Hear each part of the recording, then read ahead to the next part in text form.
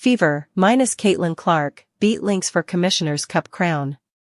July 2, UPI, the Indiana Fever overcame the absence of injured star guard Caitlin Clark, using disruptive defense to upset the first-place Minnesota Lynx en route to the Commissioner's Cup title in Minneapolis.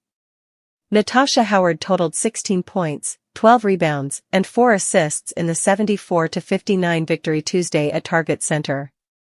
She also played key defense on NBA MVP runner-up Napheesa Collier, who made just 6 of 18 shots for 12 points, less than half of her season average. "I knew I had a handful with Collier," Howard, who earned Commissioner's Cup MVP honors, told reporters. "She's a great player. But my thing was just limit her to hard shots. That's what I did. But I couldn't do it by myself." The Fever outshot the Lynx 42.9% to 34.9%, including a 42.1% to 25% advantage in three-point shooting. They also held a 40-30 edge in rebounding. "I think we were just a little bit more disruptive," Fever coach Stephanie White said. "We were in passing lanes. We didn't allow him to just pass the ball one pass away. We made their movement a little more difficult because of our positioning. I would prefer to say our intensity was a little bit better. Our attention to detail was a little bit better." Sophie Cunningham chipped in 13 points and made 3 three-pointers off the Fever bench.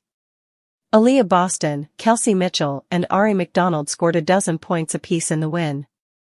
"I think you've seen this group grow," White said. "Caitlin is a player who has a high usage rate, has the ball in her hands a lot. Learning to play without her, learning to make big plays in tough moments on both ends of the floor is important because that's going to pay dividends down the stretch of the season for us." The Lynx made 9 of 15 shots through the first 10 minutes, used a 12-0 run to take control in the first quarter and carried a 20-12 advantage into the second. But they fell apart over the next 10 minutes, lost their lead and never recovered. The Fever outscored the Lynx 20-7 in the second quarter and went on an 18-0 run to end the half. The Lynx made just 3 of 14 shots in the frame, which included a run of 10 consecutive missed attempts. They failed to score for the final 8 minutes of the first half. That trend continued in the third quarter, as Howard helped the Fever pour it on. The Fever outscored their foes 20-15 in the frame and also held a 22-17 scoring advantage over the final 10 minutes.